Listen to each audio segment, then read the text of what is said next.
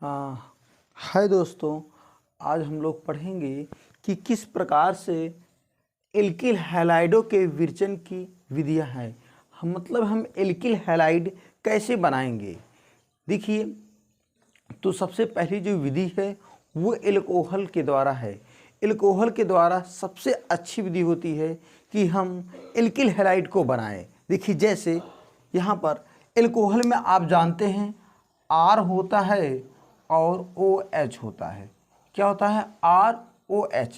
अब जानते हैं एल्किल हैलाइड का सूत्र क्या होता है। आप लोग को पता है RX। R एल्किल है और X का हैलोजन है। यहाँ पर ये एल्किल हैलाइड हो जाएगा, ठीक है ना। अब देखिए, हमको यहाँ पर OH की जगह क्या लाना है? X लाना है, ठीक है ना। तो X लाने के लिए हमको क्या लेना पड़ेगा बताइए? हाइड्रोजन और आपको Cl लेना पड़ेगा, मीन्स HCl लेना पड़ेगा, ठीक है ना। तो आप इससे जब अपक्रिया कराएंगे तो क्या बन जाएगा? R है ना, और Cl हो जाएगा, RCl, और प्लस क्या बन जाएगा? H2O।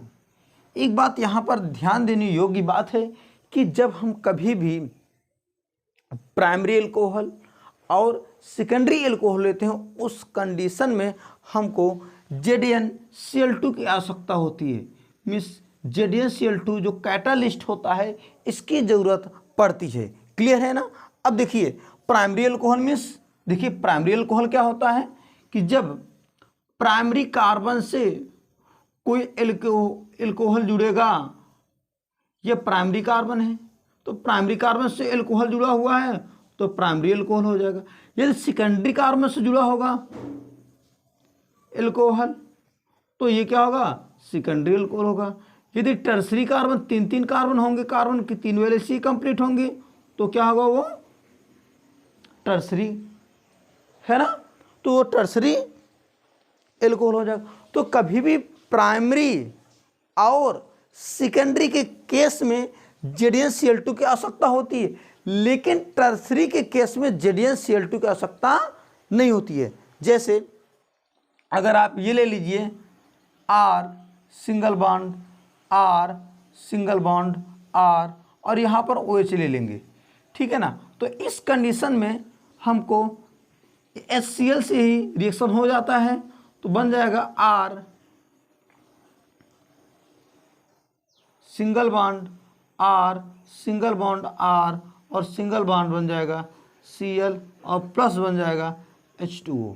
आप देख सकते हो ये जो एल्कोहल है, ये एल्कोहल जो है वो टर्सरी एल्कोहल है। इस केस में देख रहे हैं आप ZnCl2 की आवश्यकता नहीं पड़ रही है। अगर ZnCl2 की आवश्यकता नहीं पड़ रही, इसका मतलब इसमें उत्प्रेरक की आवश्यकता नहीं पड़ रही है। अगर उत्प्रेरक की आवश्यकता नहीं पड़ रही, इसका मतलब क्या है? ज़्यादा अपक्रियाशील होता है। तो सबसे ज़्यादा जो अपक्रियाशील होता है वो टर्सरी होता है। उसके बाद सबसे ज़्यादा जो अपक्रियाशील होता है, अगर हम इसकी रिएक्टिविटी की बात करें, रिएक्टिविटी की बात करें तो रिएक्टिविटी में सबसे तेज़ी से जो अपक्रियाशील है वो सेकेंडरी एल्कोहल ज़्यादा अपक्रियाशील होगा, और टर्सरी एल्कोहल ज़्यादा अपक्रियाशील होगा, उससे कम होगा सेकेंडरी एल्कोहल, उससे कम होगा प्राइमरी एल्कोहल। देखिए, बनाने की और भी विधियाँ होती हैं कि हम किस प्रकार से एल्कोहल से बनाते हैं। जैसे यहाँ पर आप जानते हैं एल्किल हैलाइड के लिए कि वहाँ पर क्या आना चाहिए? OH की जगह क्या आना चाहिए? X आना ही चाहिए, है ना। अगर X नहीं आएगा तो एल्किल हैलाइड बनेगा नहीं। तो मीन्स OH की जगह हमको क्या लाना है? X लाना ही है। देखिए, एक हम और रिएक्शन आपको बता रहे हैं। जैसे आप ROH ले लीजिए प्लस NaBr और प्लस H2SO4 आप ले लीजिए, ठीक है ना। जब आप इससे अपक्रिया कराएंगे तो आप जानते हो R और ये Br अपक्रिया कर जाएगा तो हो जाएगा RBr और प्लस यहाँ पर OH है ना, ये OH यहाँ से H निकल जाएगा तो हो जाएगा H2O और प्लस Na HSO4 NaHSO4 हम लोग लिख सकते हैं, ठीक है ना। ये हुआ एक नए मेथड्स, मतलब कि हम एल्कोहल्स के द्वारा हम क्या करते हैं, एल्किल हैलाइड बनाते हैं, ठीक है ना। तो पहले आप इसका स्क्रीनशॉट ले लीजिए, फिर हम नेक्स्ट रिएक्शन बताते हैं।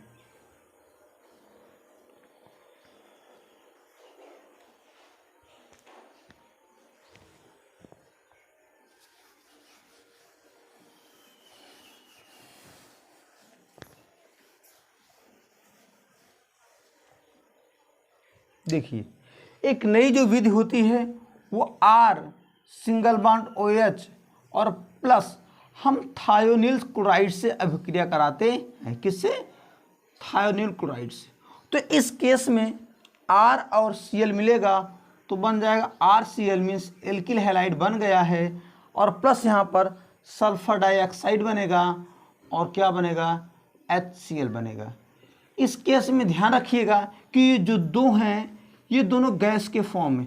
सबसे अच्छा तरीका यही है कि ये जो है गैस के फॉर्म में, जिससे ये आसानी से उड़कर निकल जाते हैं और केवल आपको एकदम प्योर मतलब RCl एल्किल हैलाइड प्राप्त हो जाता है, ठीक है ना।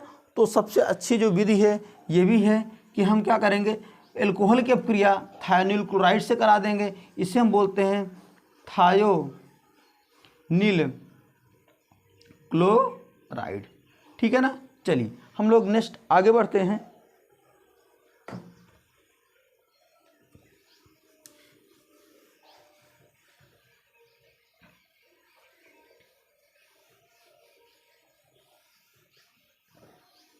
देखिए, अब हम हाइड्रोकार्बनों से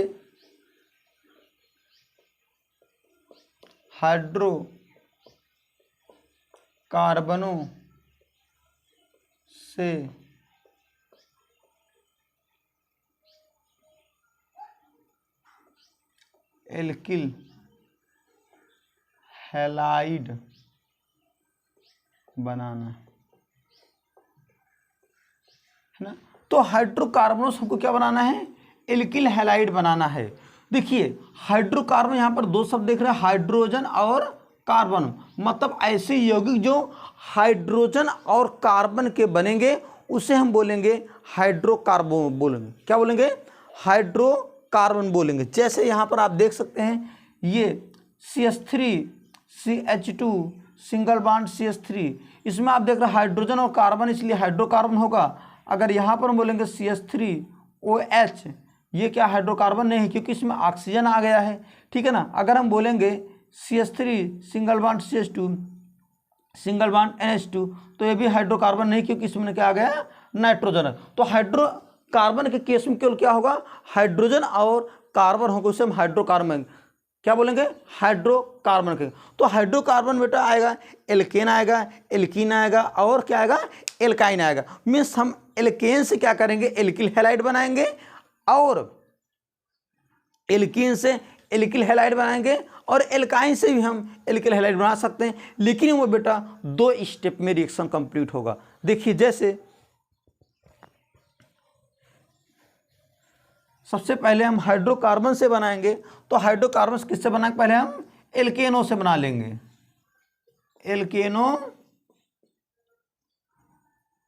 एल्केनो से।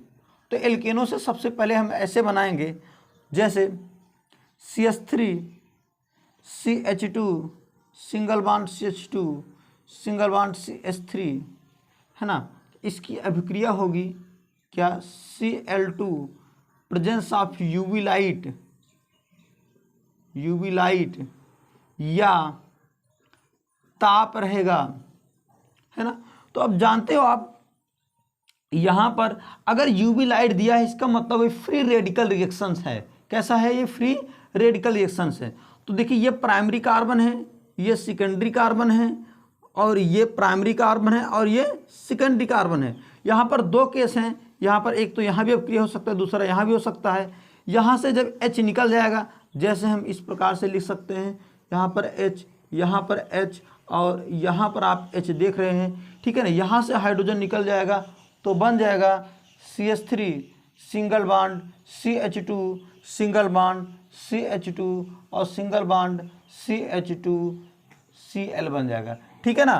तो एक और प्रोडक्ट बनेगा कि जब यहाँ से हाइड्रोजन निकलेगा तो उस केस का यहाँ पर बन जाएगा कि CH3 single bond CH2 single bond CH है ना, CH था तो यहाँ पर क्या आ जाएगा, ये Cl हो जाएगा और ये CH3 आ जाएगा। यहाँ पर आप देख सकते हैं कि दो प्रोडक्ट मतलब यहाँ पर मिश्रण प्राप्त होंगे, दो मिश्रण प्राप्त होते हैं। ये एल्किल हैलाइड बन गया। देखिए ये आपका R हो गया और ये आपका X हो गया, तो एल्किल हैलाइड का निर्माण हो गया। ये एल्केन्स हो गया। अब हम देखेंगे, नेक्स्ट देखेंगे एल्किनो से। एल्किनो से हम कैसे बनाएंगे, है ना, किससे बनाना है हमको, एल्कीन से बनाएंगे। तो देखिए एल्कीन से हम ऐसे बनाएंगे। ठीक है ना। तो पहले हम देखेंगे, है ना, जैसे CH2 double bond CH2 plus, है ना, हम HX से अपग्रेड करा देंगे HX, तो क्या बन जाएगा बताइए। यहाँ पर H यहाँ आ जाएगा और X यहाँ आ जाएगा, तो बन जाएगा CH3 सिंगल बॉन्ड। क्योंकि यहाँ पर ये पाई बॉन्ड होता है और ये सिग्मा बॉन्ड होता है। पाई बॉन्ड वीक बॉन्ड होता है, टूट जाएगा तो सिंगल बॉन्ड हो जाएगा यहाँ पर, तो यहाँ पर हाइड्रोजन जाकर जुड़ जाएगा, यहाँ पर X तो हो जाएगा CH3X। तो यहाँ पर क्या बन गया, एल्किल हैलाइड का निर्माण हो गया।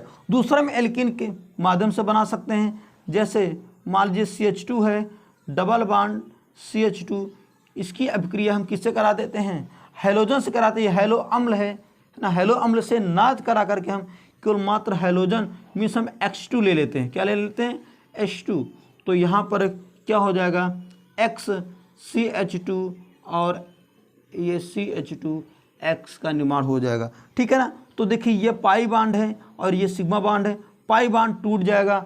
ठीक है ना। तो एक X यहाँ पर जुड़ जाएगा और एक X यहाँ पर जुड़ जाएगा। तो इसी प्रकार से यहाँ पर हम क्या करेंगे, इसका फॉर्म करेंगे, निर्माण करते हैं। ठीक है ना। तो यह हुआ एल्कीन के द्वारा हम कैसे एल्किल हैलाइड का निर्माण करेंगे। यदि आपको वीडियो पसंद आया तो लाइक, शेयर और सब्सक्राइब जरूर करिएगा। Okay, thank you very much.